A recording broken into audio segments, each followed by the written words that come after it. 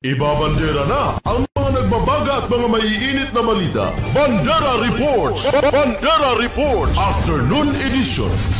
Police Reports. Hospital Reports. Market Reports. Weather Update. City Hall and Capitol Reports. Local, regional, national, and international news. Bandera Reports Afternoon Edition. And now, here's your anchorman.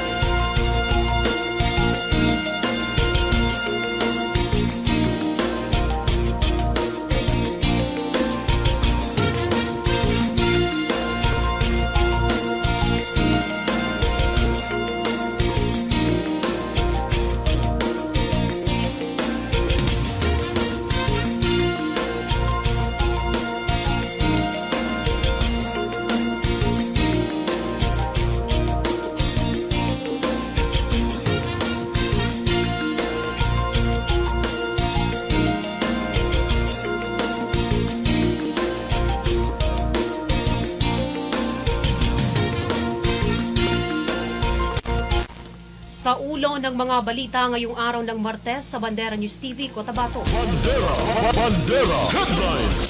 Committee report ng redistricting bill hindi na isalang sa plenaryo at naibalik sa joint committees matapos na maghain ng motion to refer back on committees si Member of the Parliament Julficar Bayam. MILF MPs nagulat at dismayado. Bandera Headlines. Courtesy resignation ni MILG Minister Attorney Shah Ilayha Dumama Alba tinanggap na ni Interim Chief Minister Abdul Rauf Makakwa. Bandera Headlines. 4 na air-conditioned police mobile outpost mula sa Ministry of Public Order Safety BARM tinanggap ng Cotabato City Government.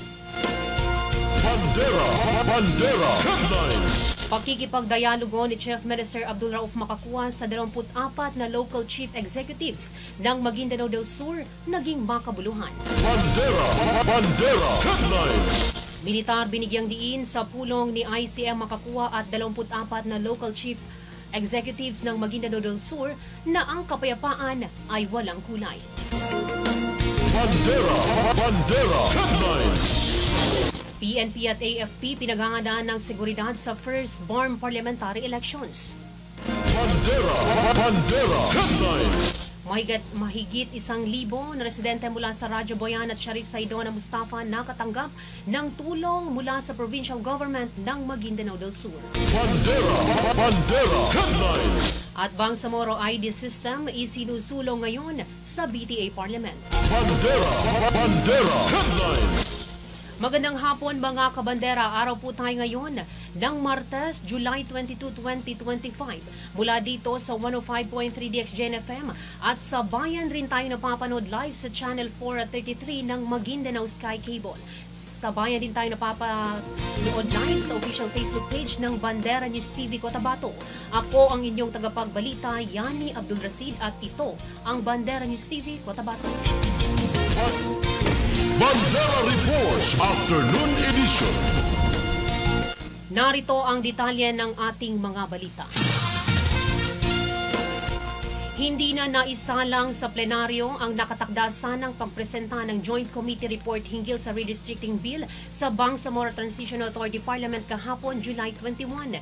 Ito ay kasunod ng paghahain ng motion to refer back on committees on local government at committees on amendments, revision, and codification of laws ni Member of the Parliament Julficar Bayam sa Parlamento kung saan ayon sa kanya, kinakailangan muna na ikonsidera ang datos mula sa Census of Population na ipinalabas nitong 2024 at ang Presidential Proclamation 973 na nagdedeklara sa kabuuang populasyon sa bawat probinsya.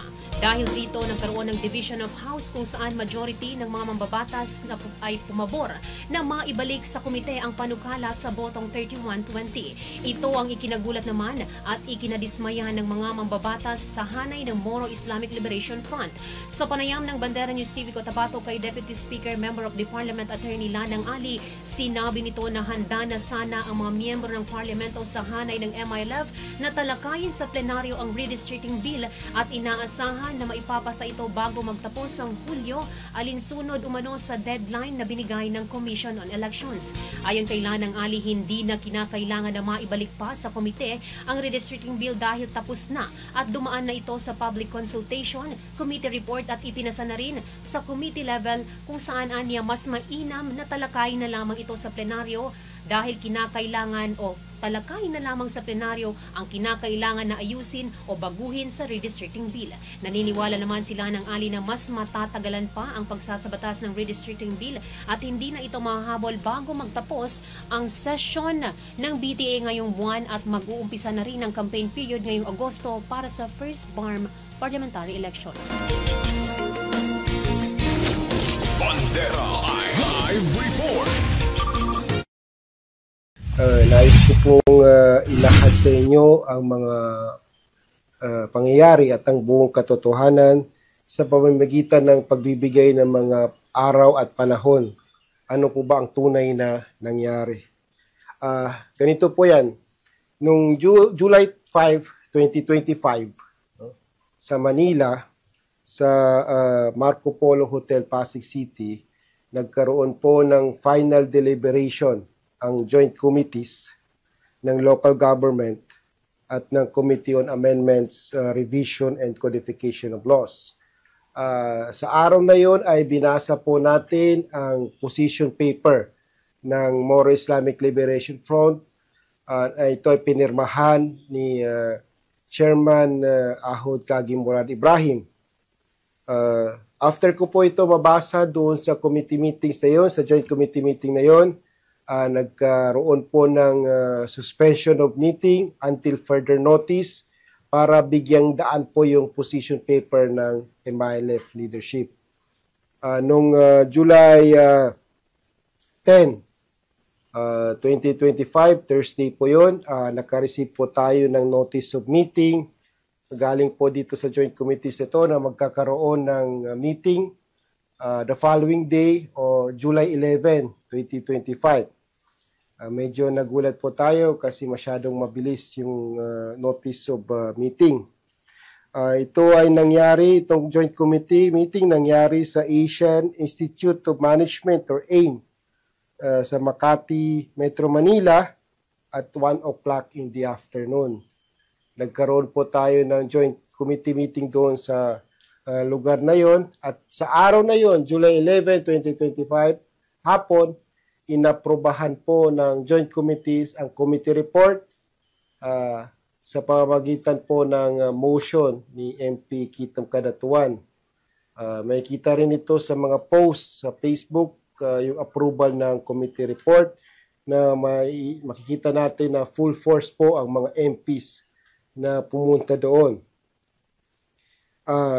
Noong July 14 at July 15, hindi po natuloy ang session dahil meron pong pag-uusap ang leadership ng MILF at ng BARM, leadership ng MILF at ng BARM sa pamumuno ng ating interim chief minister, Abdurrauf Makakua. Ang pag-uusap na ito ay nagtagal at naging magatagumpay noong July 19 at July 20. Sa makatuwid, nagkaroon po ang agreement na magkaroon ng isang version ng redistricting bill at ito ay naka-schedule na aprubahan ngayong linggo.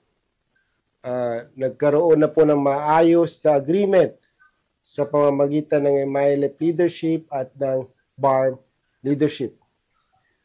Pero kahapon, July 21, kami po ay nagulat sa side ng MILF MPs na sa pagbukas pa lang ng session ay nag-motion na po si MP Zulfikar Ali Baya na ito ay may refer back sa joint committees sa kadahilanan daw na kailangan pa ang populasyon ng Bangsamoro na makukuha sa Philippine Statistics Authority sa PSA.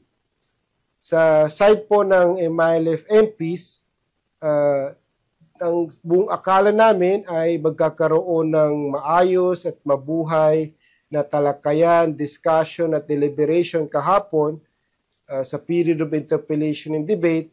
At ngayon ay araw na ito ay magkakaroon sana ng period of amendment. Ngayong araw or bukas hanggang Thursday ay inaasahan namin na sana ay maaprubahan yung redistricting bills. Pero nagulat kami at yung kabilang side ay nag-motion na i-refer back ito sa joint committees. Na kung saan sa aming buong akala at paniniwala ay nag-agree na po ang leadership ng MILF at ng BAR na may pasa ngayong linggo na ito. Kaya po kami kumontra at nag-object. Live report.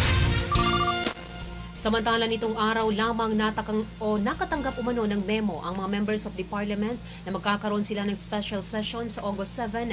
Ayon kay Lanang Ali, posible na redistricting bill ang tatalakayin sa plenaryo. Naniniwala rin sila ng Ali na tuloy na tuloy na ang BARM elections with 73 seats at posibleng 7 seats mula sa Sulu ay i-appoint na lamang ng Pangulo o magkakaroon ng special elections. Bandera Reports Afternoon Edition.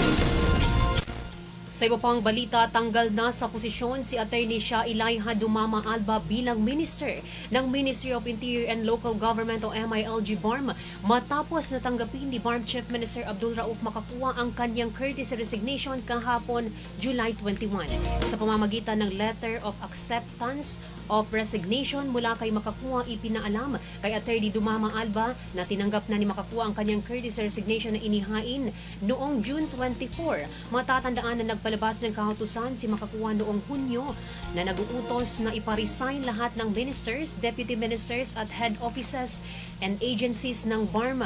Kasunod umano ito ng mabibigat at seryosong reklamo na dumating sa kanya at upang mabigyan ng improvement at efficiency ang service delivery sa BARMM.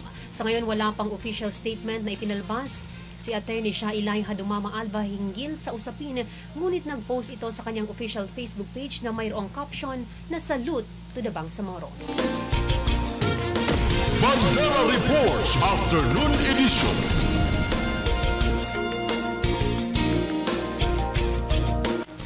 Samantala, 4 na mobile police outpost naman mula sa Ministry of Public Order and Safety BARM ang tinanggap ng Cotabato City Government. May report si Riza Kamid. Kabandarang Riza, Ibandera. Bandera Live Report. Formal nang na-turn over ng Ministry of Public Order and Safety o MPOS BARM ang 4 na police mobile outpost sa Cotabato City Government ngayong araw ng Martes, July 22 sa Cotabato City People's Palace. Personal naman itong tinanggap ni City Mayor Muhammad Ali Bruce Matabalaw kasama si City Vice Mayor Johar Madaga, 10 konsihal ng lungsod at City PNP sa pamumuno ni City Director Police Colonel Jibin Bukayaw. Ang 4 na police mobile outpost ay mula sa Ministry of Public Order and Safety BARM upang magpakita ng suporta sa pagpapaigting ng seguridad sa lungsod. Sa isang pahayag ni Mayor Matabalaw, lubos ito na nagpapasalamat sa MPOS BARM sa ibinigay na outpost na malaking tulong sa pagbibigay ng seguridad sa mga Cotabateños. Ayon pa sa alkalde, maaaring ilagay ang 4 na mga PNP mobile outpost sa mga lugar na mas matao at sa mga strategic areas at upang mas mapanatag ang loob ng mga residente dahil sa karagdagang police visibility. Bukod sa 4 na PNP mobile outpost ay maaari pa itong magdagdagan ayon sa MPOS. Bandera Live Report.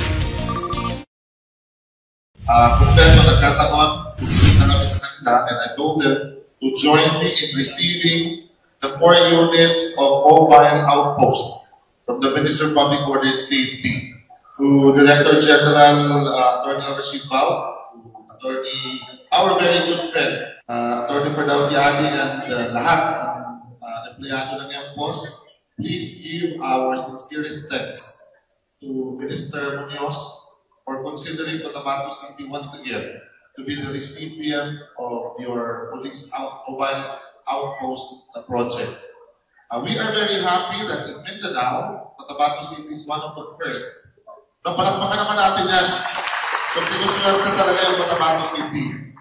MPOS nagbigay din sa atin ng sasakyan noong nakaraang taon, and it is still being put to good use.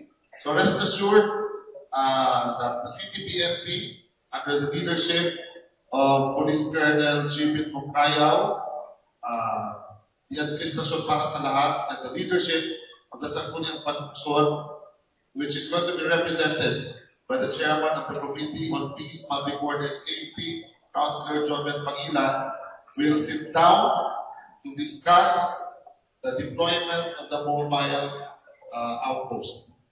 Since it's mobile, maaaring stationary doon sa mga areas na talagang critical, but it can be moved to other places once one area has already stabilized its peace and order condition.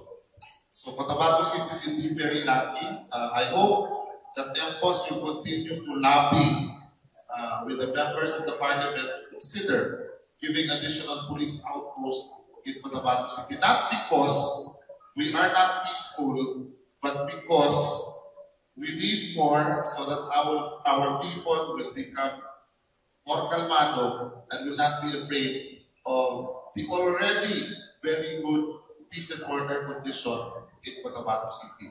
Once again, MPOS and to the BARM Regional Government, maraming salamat mula sa kaibuturan ng aming puso sa Cotabato. Bandera Reports Afternoon Edition.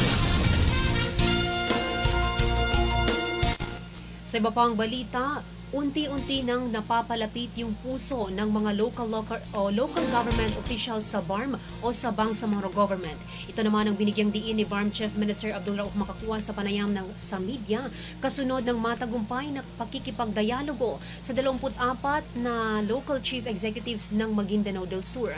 Ayon kay Makakuwa, mahalaga ang dialogo upang mabigyang daan ang mga local chief executives ng Maguindanao del Sur na maipalabas o maipahayag ang mga issues at problema na kanilang kinakarap sa kanilang mga munisipyo.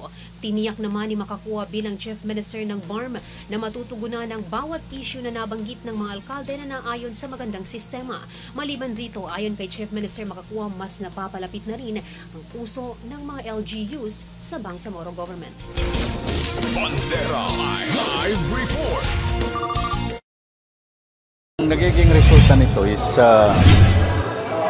nagiging magkalapit yung mga puso since nalaman natin yung problema nila, then meron naman tayong tugon sa mga problema nila. Even yung mga tugon na yun hindi pa naman automatic. What is important is nalaman natin kung meron man silang problema. So by knowing the problem alone is we have already addressed 50% of the problem. So ito yung maganda dito. Aside from that, at least unti-unti nating napalapit yung puso ng mga local government natin sa BARM.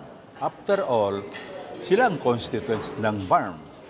It's only proper for the BARM to know their problem in order to address the problem accurately or ma-address natin problema natin sa napakagandang sistema. Kaysa sa ang sabihin natin, baka may problema si ganito, baka may problema si ganon, baka diyan tayo na disgrasya sa mga baka-baka na yan. Kaya nga, kailangan accurate.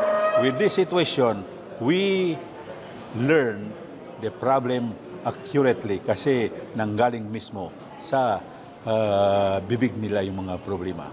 Na-came up yung mga problema hindi naman masyado, pero yung na-came up na mga problems, normal na lang na kailangan. Like for instance, yung evacuation center.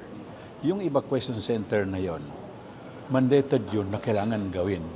Kailangan nangyayari noon, mayroong hindi natapos. As I explained to them, na may nangyayari na naabutan ng transition, yung pera ng BARM na project. So, Yung pera, yung project ng ARM na yun, we have to continue that kasi sayang naman yung pera na yun na nandiyan na hindi rin magagamit yung building na yun na evacuation center, hindi natapos. So kailangan tapusin natin. Security concerns, naririnig naman natin na even the mga mayors hindi naman masyado nila pinalabas yung security concerns. The only thing is, we don't have this vertical conflict already. Meaning, from yung noon na kalaban natin gobyerno. What we have now is a problem of horizontal problem. Meaning, nagiging social, yung RIDO, ganun. So, we have also to address this RIDO because even sabihin natin, hindi naman malaking problema, pero yung image nakakasira pa rin. So, ito pumasok yung role ng mga local government sa RIDO settlement na ito. Akin is napakagandang opportunity ito na ginawa ng 6ID. Gagawin natin ito, maybe we can replicate this to other local government units sa VARM para namang ganun din, makita rin natin yung anong, kung baga sa sakit, yung doktor kailangan makita niya talaga yung patient kung ano talaga yung pwedeng i-address sa sakit ng patient. Otherwise, kung hindi mo talaga makita, pumasok ka doon sa baka sakit ng ngipin, hindi pala sakit ng ngipin, kaya sakit ng ulo, mali yung pag-address natin sa problema. Napakaganda naman ng gesture nila. They participated, yung mga problema, hindi naman sila nag-hesitant na sabihin yung mga problema nila. And that's a good sign that everybody is concerned to our problem. Salamat naman sa inyo, mga bini, at least nandito kayo na parang kasama sa paghahanap ng peace na sitwasyon, peace and order na sitwasyon. Because media has really very important role in informing our people what's going on in our community. So una, nagpapasalamat kami sa inyo. Pangalawa, nagpapasalamat kami sa 6ID for this very good arrangement and opportunity that they have rendered to me and to the mayors so that they can voice out all their concerns regarding mga municipalities. So, with this, lahat-lahat ay pasalamatan natin sila. Particularly, our nasa taas yung Panginoon. Kailangan pasalamatan natin because without Allah, without the Panginoon, mahirapan din tayo sa lahat-lahat ng mga gagawin natin. So, ganun lang. Bandera Reports Afternoon Edition. Kaugnay sa balitang yan, militar binigyang diin sa pulong ni Interim Chief Minister Abdul Rauf Makakua at 24 na local chief executives ng Bagida del Sur na ang kapayapaan ay walang kulay. Ayon kay 601st Infantry Brigade Commander Brigadier General Edgar Cato, natutuwa ito sa resulta ng pulong dahil nakikita nito na nagkakaisa para sa isang layunin na kapayapaan at pag-unlad ang 24 mayors ng Maguindanao del Sur. Bandera Live Report.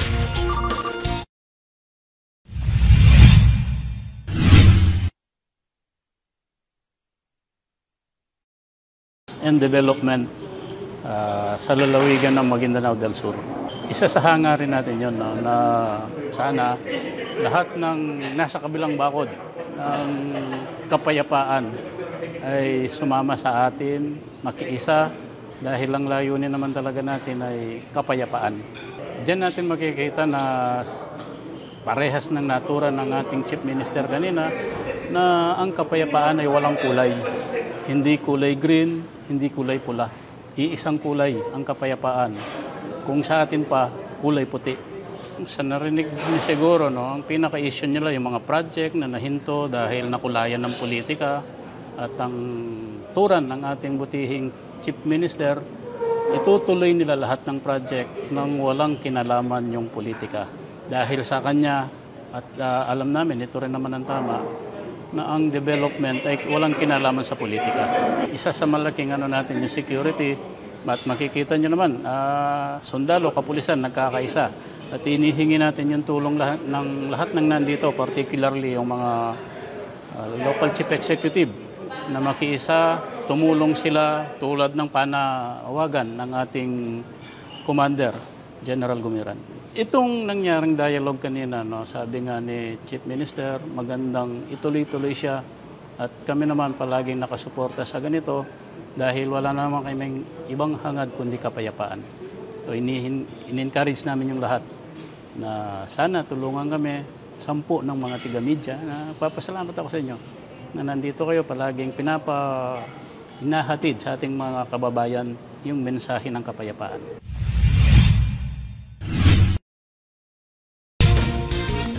Bandera Reports Afternoon Edition.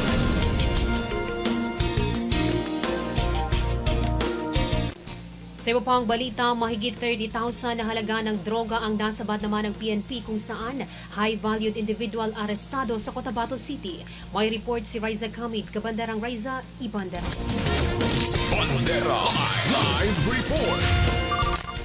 Arestado ng PNP ang isang high-valued individual matapos ang matagumpay na drug buy-bust operation ng City Police Station 3 sa Purok Tadukon, Barangay Tamuntaka 4, Cotabato City ngayong umaga ng Martes. Sa report ng PNP, kinilala ng suspect na si Dato Mama Talilisan Kasim, alias Dato Mama, 38 anyos, na residente ng nabanggit na lugar. Nakuha sa posisyon ng suspect ang nasa humigit kumulang 5 gramo ng shabu na nagkakalaga ng 34,000 pesos at kasama ring nabawi ang ginamit na buy-bust money. Sa ngayon ay nasa kustodiya na ng City Police Station 3 ang suspect at mahaharap sa kasong paglabag sa Republic Act 9165 o ang Comprehensive Dangerous Drugs Act of 2000. Bandera Reports Afternoon Edition.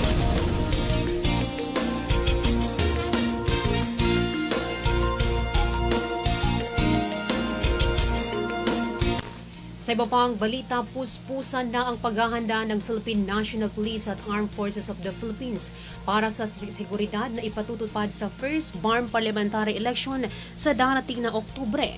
Nitong Lunes, July 21, nagkaroon ng interagency coordination meeting sa pangunguna ni Police Regional Office Bangsamoro Autonomous Region ProBAR Brigadier General Jason De Guzman kasama ang commander ng Western Mindanao Command, Lieutenant General Antonio Naparete at ang acting commander ng Coast Guard District BARM, Commodore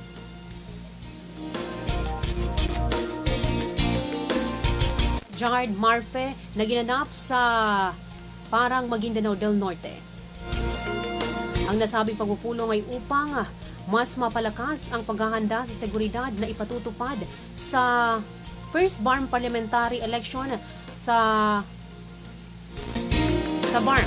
Ang nasabing paghahanda ay inaasahang matutugunan ang mga potensyal na banta bago ang gaganaping 2025 first BARM election.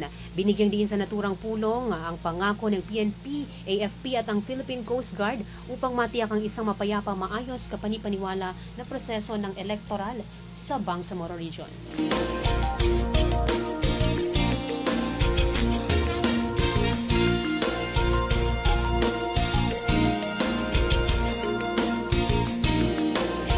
Bandera Reports Afternoon Edition.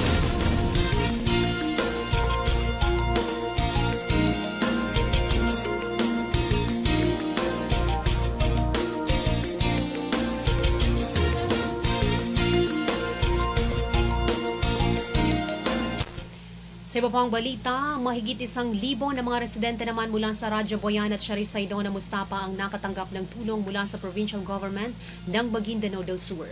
May report si Riza Kamid. Kabandarang Riza, Ibandera mo. Bandera Live Report. Lubos naman ang saya ng mahigit 1,000 mga residente mula sa mga bayan ng Radyo Boyan at Sharif Saydona Mustafa na nakatanggap ng food packs mula sa pamahalaang panlalawigan ng Maguindanao del Sur at DSWD-12.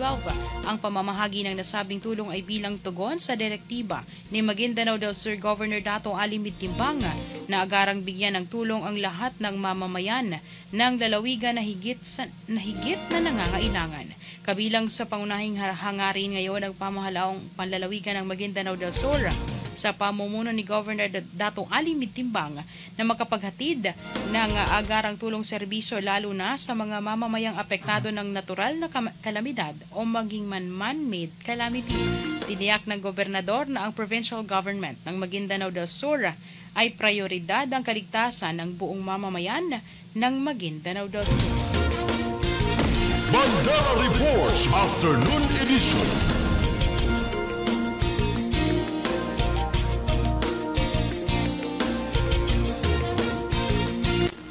Sa iba pang balita, isinusulong naman ng ilang mambabatas sa Bangsamoro Parliament ang panukalang batas na magtatatag ng Bangsamoro Identification System o BIS upang gawing mas mapadali ang pag-access ng mga residente sa serbisyo ng Bangsamoro Government at pag-promote o ma-promote ang digital governance. Layunin ng Parliament Bill No. 370 o ang Bangsamoro Identification System Act na lumikha ng isang centralized at secure na database na maglalabas ng physical at digital ID cards. Ang mga IDs na ito ay magiging valid para sa mga legal, financial at government-related transactions sa buong BARM. Makikinabang ang mga residente sa mas mabilis na serbisyo sa healthcare, education, livelihood at social welfare. Magsisilbi rin itong hakbang tungo sa digital governance at pagbabawas ng red tape. Kung sakali na maisabatas ang panukala, pangungunahan ng Ministry of Interior and Local Government o MILG at ang Bangsamoro Information and Communication Technology Office o BICTO ang implementasyon ng sistema. May parusa para sa mga magbibigay ng maling impormasyon at mga lalabag sa data security. Maglulunsad rin ng public information campaign upang gabayan ang mamamayan sa proseso ng pagpaparehistro. Ang panukala ay initda ni Members of the Parliament Suharto Ismael, Shah Ilay Hadua Maadba, Maratul Estino, Merodin Gaya kasama ang ilang co-authors mula sa Bangsamoro Parliament. Bandera Reports Afternoon Edition. At yan ang kabuuan ng mga balita na aming nakalap mula dito sa News Center sa Bandera News TV Cotabato. Sa ngalan ng aming Presidente Estrelita Juliano, sa aming Station Manager Jasper Costa, Field Reporters, Cameraman at Technical Team, ako ang inyong tagapagbalita, Yani Abdul Rasib, para sa pinakarespetado sa News and Current Affairs. Bandera News Philippines, basta balita, ibandera mo. 105.3 Radio Bandera Cotabato City. Inakarespetado sa News and Current Affairs. Ito ang bagong radyo ng sambayanang Pilipino. Radyo Bandera. Tahanan ng mga balitang totoo, musikang bago at may serbisyo publikong tao sa puso. 105.3 Radyo Bandera. Iwawagayway ang bandera ng balayang